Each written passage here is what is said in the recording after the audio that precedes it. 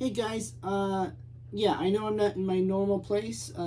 Couldn't record in my normal room because there's some noise going on in the house, so I had to go like to the back of the house where there's no noise.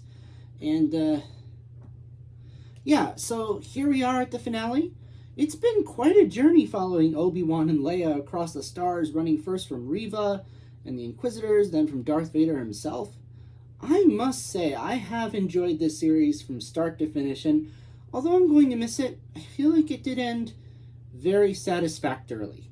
First off, on this review, I want to praise the director, Deborah Chow, for her excellent work on the series. I haven't really talked much about it, but from the filming choices to getting those amazing performances out of all the actors, to the editing decisions, I just think she's done a great job leading the rest of the crew to produce this great piece of work. So congrats to everyone involved. All your hard work really paid off. Not that you're ever going to hear my congratulations, but you know, congrats anyway.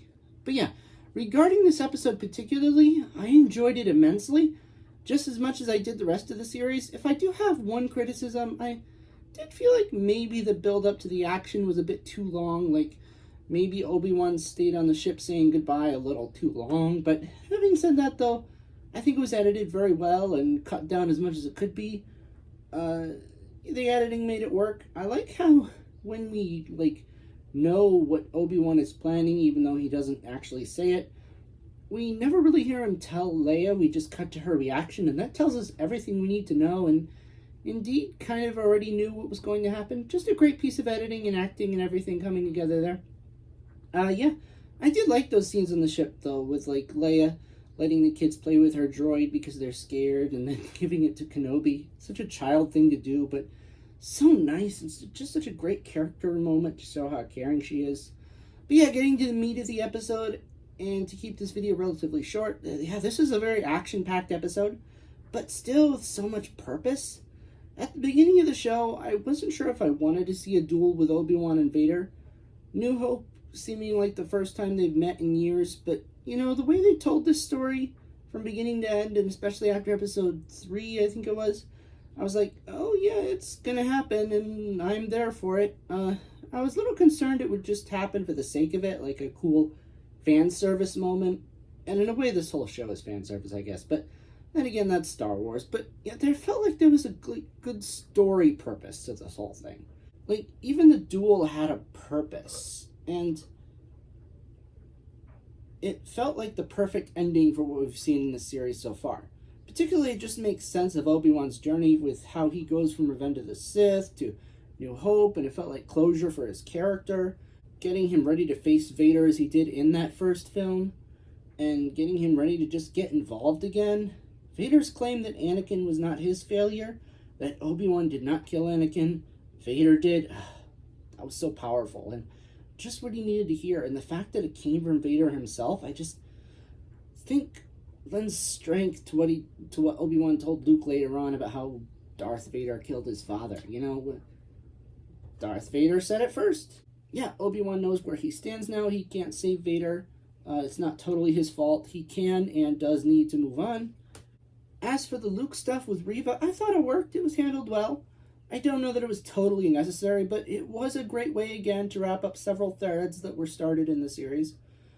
And it did give us a satisfactory ending for Reva. For this show, wouldn't be at all surprised if she came back as some form or another in a future show. And we finally got an understanding between Obi-Wan and Owen. Yeah, I think the whole show ended well for everyone. They're all on the path that we find them in A New Hope. Leia has that little holster and has decided she wants to make some changes. Luke is still on the boring old farm, having just survived a confrontation with, as far as he knows, Tusken Raiders. And old Ben Kenobi is going off in the desert with Master Qui-Gon to presumably acquire that house and, well, who knows what else. I mean, I know there's some stuff in Rebels, so we do know some of what comes later. But yeah, on that appearance from Qui-Gon, really seemed like we were leading up to it. Wasn't sure if Liam Neeson was going to do it. There was that interview that it popped up a few days ago, at least popped up for me, where he claimed he would only do it in a movie. He was a little slobbish. He was a little snobbish about TV or something.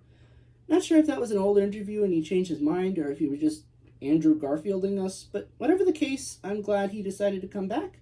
Yeah, I think this whole show has been like my favorite thing of the Disney Plus era so far with Star Wars. You know, with The Mandalorian coming in at a close second. I don't know if there's going to be more, but I hope there is. And if there is, I will definitely be there for it. My only concern is I'm not sure it would work to have another series where Vader is involved so heavily. Just because I feel like their story like ended perfectly where it was.